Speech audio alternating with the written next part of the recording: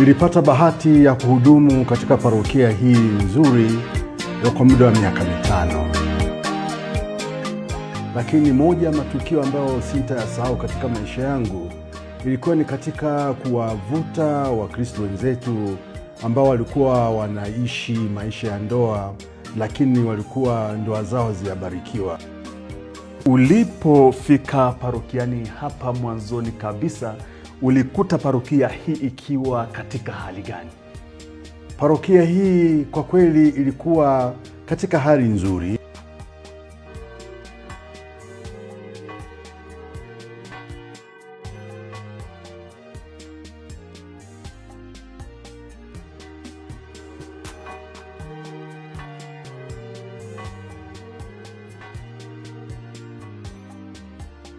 Miaka 50 imepita. Hapa ndipo simulizi ya imani ilipoanza. Parokia ya Mwenye Heri Maria Teresa Ledokoska lina chimbuko lake mwaka 1975 wakati wamishonari wa Kijesuiti walipofika. Kama wahenga wasemavyo, mti mkubwa ulichipuka kama kiparachichi. Huu ni mti wa imani.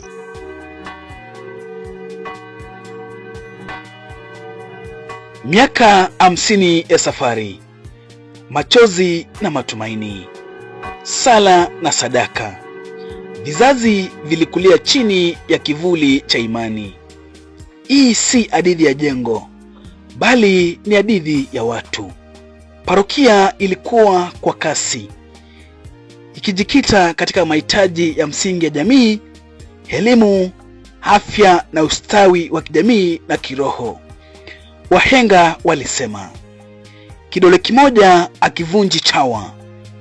Kupitia mshikamano wa waamini na utume wa Wajesuiti, jamii ilianza kubadilika hatua kwa hatua.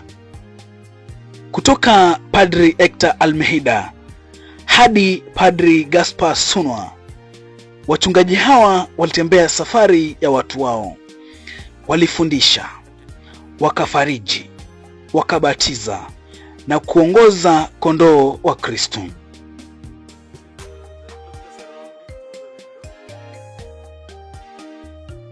Siku moja uzaa nyingine. Wachungaji walipokezana kijiti cha huduma, kila mmoja akiacha alama yake moyoni mwa waamini. Kama wahenga wasemavyo, palipo na wazee hapaharibiki jambo.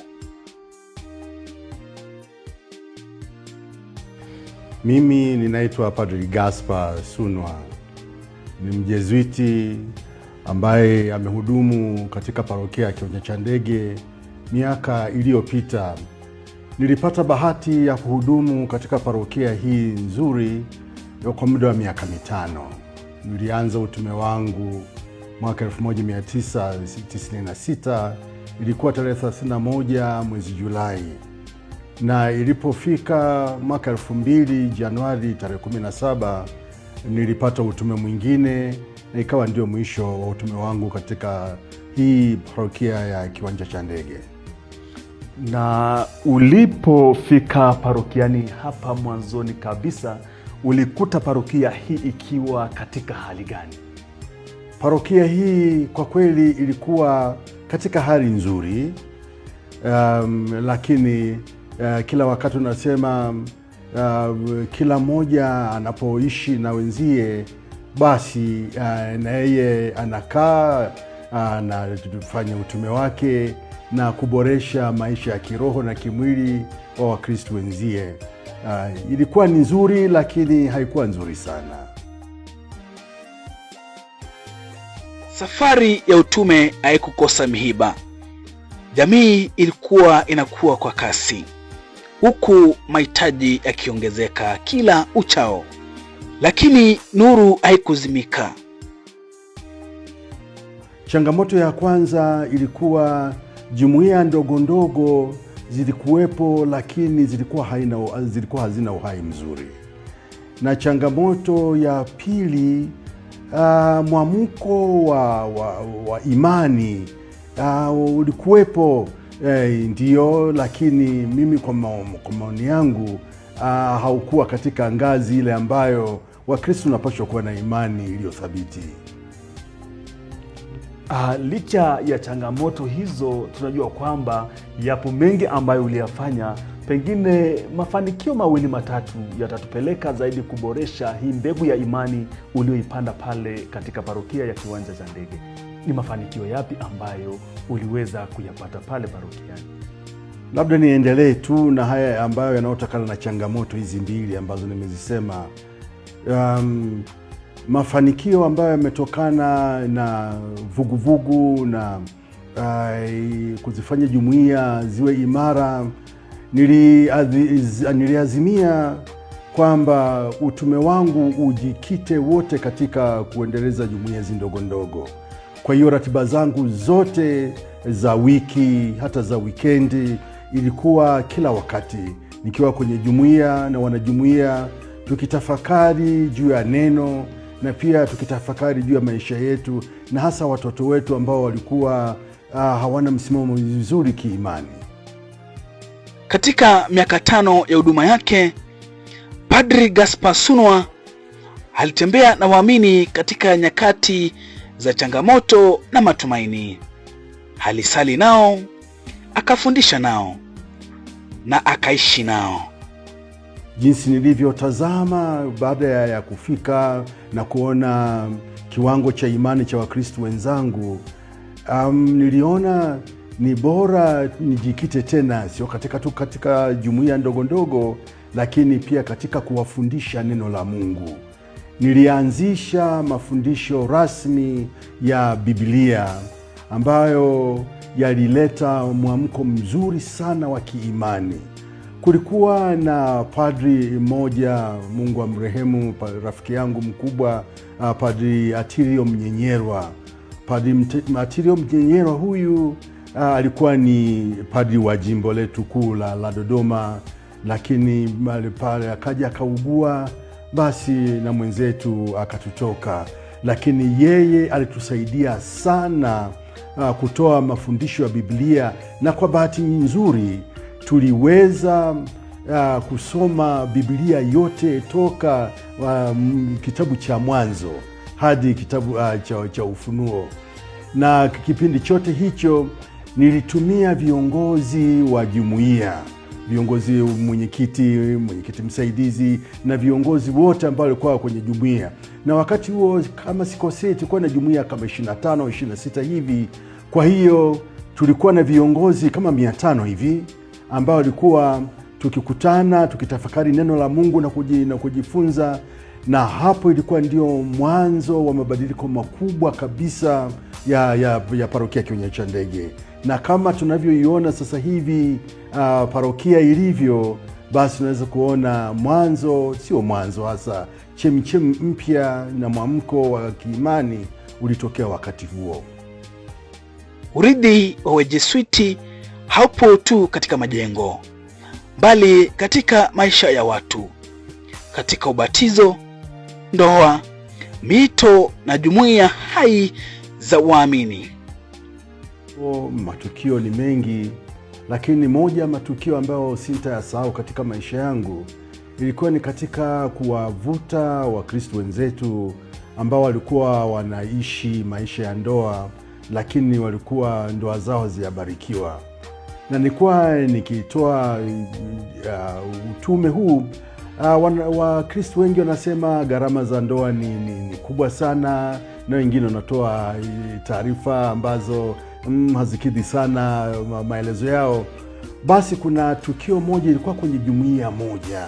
Ilikuwa ni jumuiya moja, kulikuwa na ndoa za watu, ndoa 22.